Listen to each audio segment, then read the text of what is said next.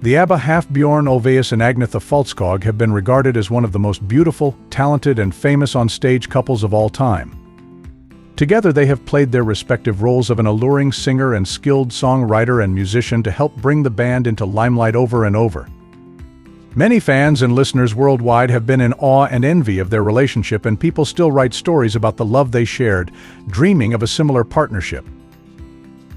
This is why it came as an unfortunate and unexpected shock to everyone when they filed for divorce and decided to go their separate ways, bringing an end to one of the greatest bands of all time. Years later, Bjorn Ulvaeus talked about how things between them came to an end and why he asked for a divorce from Agnetha in the oddest and perhaps most painful way possible, which takes us to the story behind one of ABBA's most legendary singles, The Winner Takes It All. In the summer of 1979, Ulvaeus and Andersson began writing The Winner Takes It All in a cottage on Viggo Island. According to Andersson, the song idea came to them from old ideas, from old small musical pieces they had. At this time, Bjorn had started to drift away from Agnetha and was trying to find a way to give words to his feelings since music was all that he knew.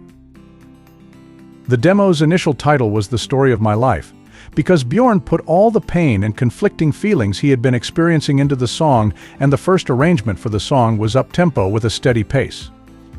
However, they found their initial attempt much too stiff and metrical, so they abandoned the tune for a few days to focus on other compositions.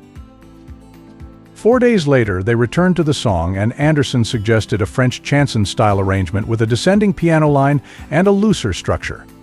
This would help give the song more of the open-hearted feeling that Bjorn was trying to portray. He then recorded a tape with gibberish French phrases for lyrics and took it home to create the lyrics for the song. According to him, he drank whiskey while writing, and it was the shortest lyric he'd written. He stated that during the writing he was almost always drunk, and all the main lyrics of the song came to him in a rush of emotion in 1 hour.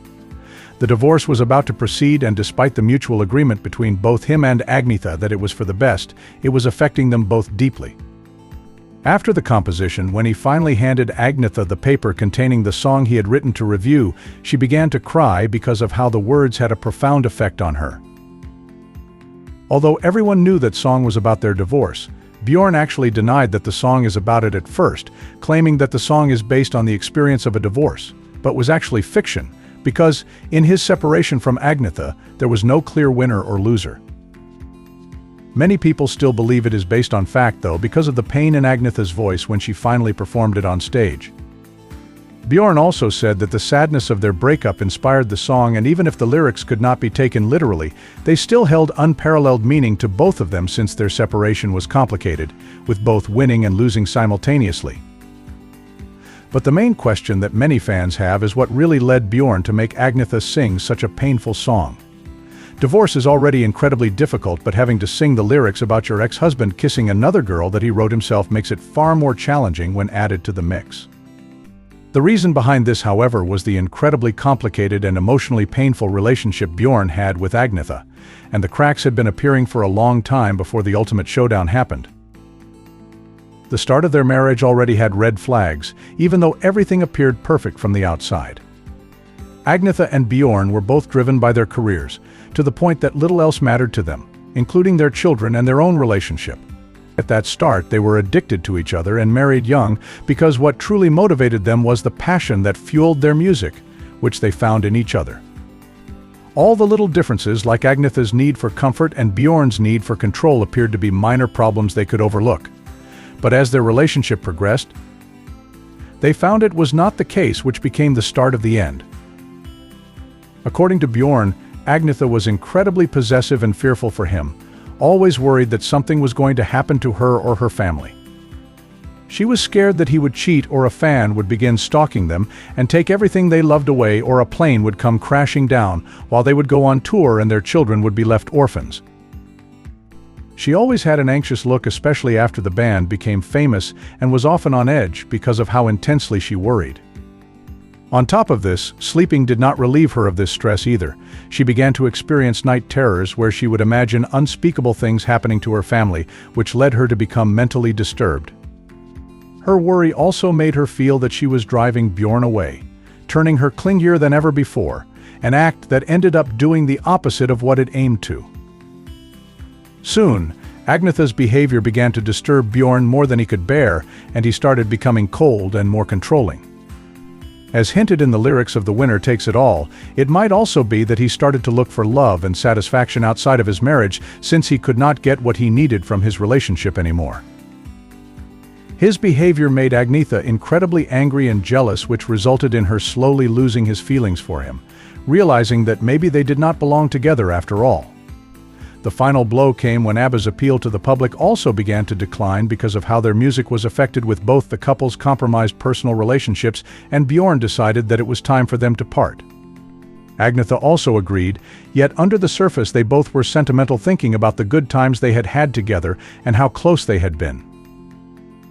It appeared that, at least for Bjorn, his decision had been right, because after the divorce, things did not get better for Agnetha. She had found stardom very difficult to handle, and the pressure of the divorce and single motherhood began to take a toll on her, making her mentally and physically unwell. She began to jump from one relationship to the next, her lovers including an ice hockey star, a fashion designer, and shockingly, her psychiatrist during the time she was working to try and save her marriage with Bjorn, Håkan Lundbäck. This was not the only time she had become involved with someone who was working with her professionally. She also had an affair with Stockholm detective Thorbjorn Brander, who had been working to help her after she had received kidnapping threats for her children and other hate mail. She also married and divorced surgeon Thomas Sonnenfeld, all this because she was lost and desperately looking for anything that would make her forget the pain she was in.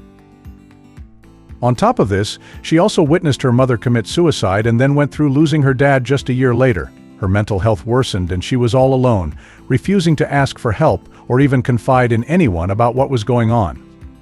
She suffered silently, not having any real friend or partner to help her during this time, with her fear of the world and suspicion of those around her at an all-time high. In comparison, Bjorn was much more comfortable and found moving on way easier. He continued working professionally with another ABBA member, Benny Andersson, writing, singing, and composing many songs.